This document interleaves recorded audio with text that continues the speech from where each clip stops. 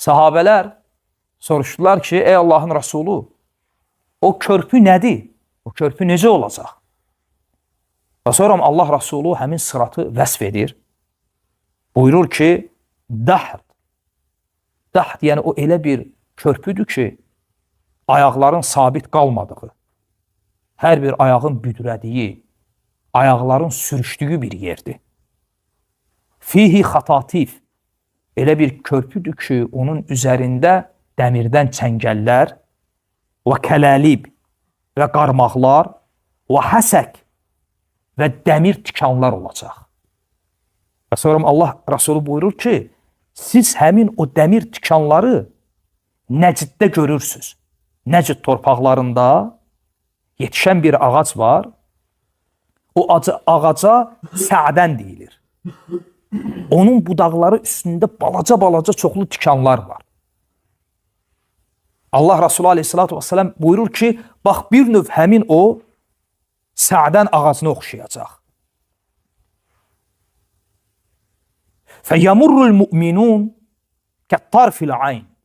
Və bəzi möminlər o sıratın üzərindən bir göz qırpımında keçəcəklər. Və bəziləri kəlbarq, şimşək kimi. Kərrih, bəziləri külək surətində, bəziləri uçan quş kimi, bəziləri adi atlı və bəziləri də cins at üzərində qaçan adam kimi.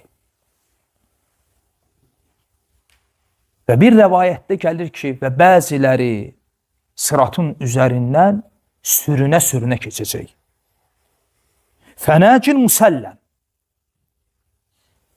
Və sıratın üzərindən keçən insanlardan bəziləri heç bir əzaba məruz qalmadan keçəcək.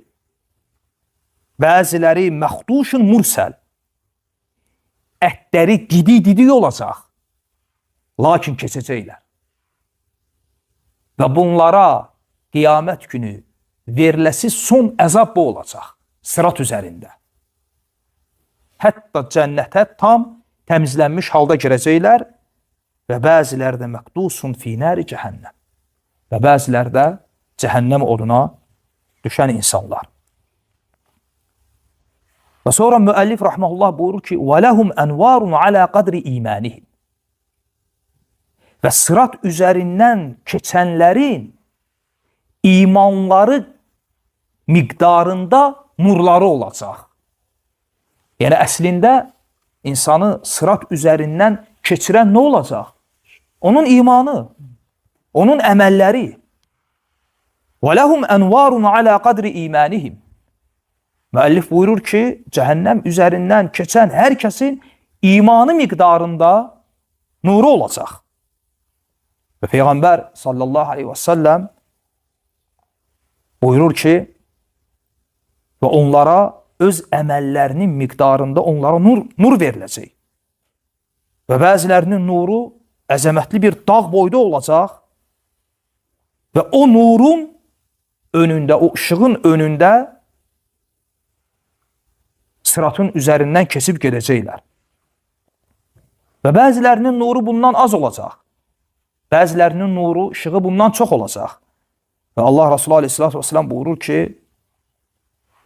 və özünə ən az verilən nur o kəs olacaq ki, ayağının baş barmağından ışıq saçacaq.